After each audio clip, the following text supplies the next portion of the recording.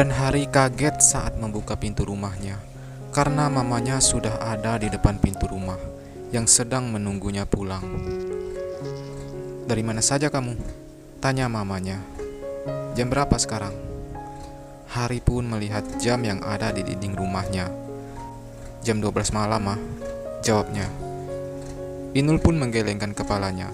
Ia heran pada anaknya itu. "Pasti kamu dari klub malam lagi. Sudah Mama beritahu, jangan lagi pergi ke tempat yang gak jelas itu. Kenapa sih kamu susah banget dikasih tahu?" ucap Inul. Lalu ia mencium aroma minuman pada anaknya. "Pasti kamu habis minum kan?" "Ya Allah, Nak," lanjut Inul yang merengek melihat kelakuan anaknya. "Kamu tahu kenapa Mama sama Papa nyuruh kamu cepat-cepat nikah? Agar kamu ada yang mengurus. Biar kamu tidak seperti ini, keluyuran tiap malam ke tempat yang gak jelas itu," ucap Inul. Iya, terserah Mama aja," balas Hari. Lalu Hari pun beranjak pergi seloyongan karena habis minum. Dan ia pun meninggalkan mamanya yang masih belum selesai berbicara. "Hari!" panggil mamanya. Namun Hari pun tak mendengarnya. "Randa, kamu kembali ke kamarmu," ucap Inul yang melihat Randa. "Baik Nyonya," balas Randa. Lalu ia pun segera pergi menuju ke kamarnya. Pagi-pagi sekali Gunawan sudah berada di depan rumah Rara.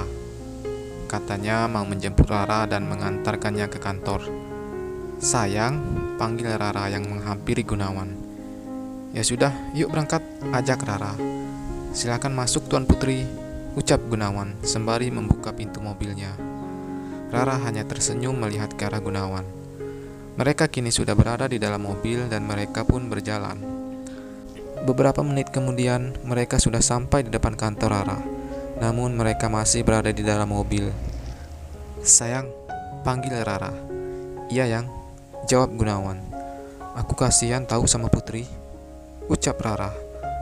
"Memang ada apa sama Putri? Masa karena Putri tak sengaja menginjak kakinya bos kita, bos kita malah main potong gaji aja?" gumam Rara, yang kemudian melihat ke arah Gunawan. "Ya ampun sayang, bos kamu gitu banget sih, kejam tahu," ucap Gunawan sembari mencubit hidung Rara dengan gemesnya. "Ih, sakit tahu Yang," balas Rara dengan imutnya sembari memegang hidungnya. "Ya udah deh, aku masuk dulu ya," lanjutnya. Sebelumnya Rara turun. Gunawan pun langsung memegang wajah Rara dengan lembut. Lalu ia pun mendaratkan bibirnya di bibir Rara. Rara pun sontak saja kaget apa yang dilakukan Gunawan padanya. Namun ia pun bahagia. Setelah mereka ciuman, Rara pun langsung turun perlahan dari mobil dengan wajah yang memerah karena kejadian tadi dan membuatnya malu jika melihat Gunawan. "Sayang," panggil Gunawan. Rara pun langsung menoleh ke arah Gunawan dengan malu-malu. "I love you," ucap Gunawan sembari membentuk jari seperti love. "I love you too," balas Rara. Lalu ia pun berjalan masuk ke kantornya dengan tersenyum-senyum sendiri. Gunawan pun ikut pergi dan menuju ke kantornya.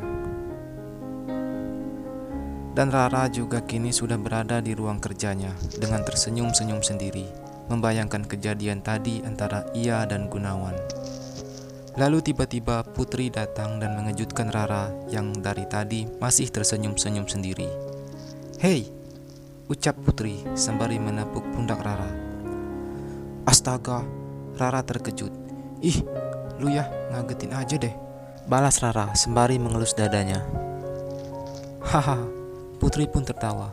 "Lagian sih lu dari tadi senyum-senyum sendiri, makanya gue kagetin," ucap Putri lalu duduk di sebelah Rara. "Ih, lu ya iseng banget deh," balas Rara. "Hehe," tertawa kecil. "Lu ngapain sih senyum-senyum sendiri? Ayo, lagi bayangin apa tuh? Cerita dong sama gua," ucap Putri yang meminta Rara untuk menceritakannya.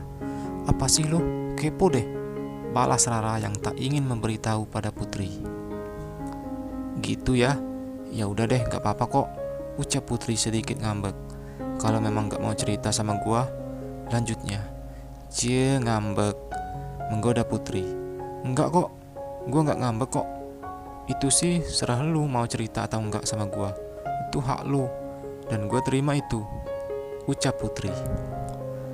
Rara pun langsung memeluk Putri.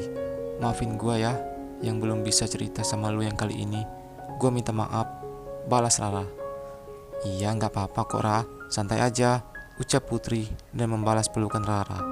Gue ngerti kok. Udah jangan baperan gini deh, kita harus kerja. Lu mau dimarahin Pak Hari, kayak lu gak tahu dia aja. Oh iya, kerjaan gue belum beres, balas Rara lalu melepaskan pelukannya. Mati gue Put, lalu kembali ke posisi duduknya.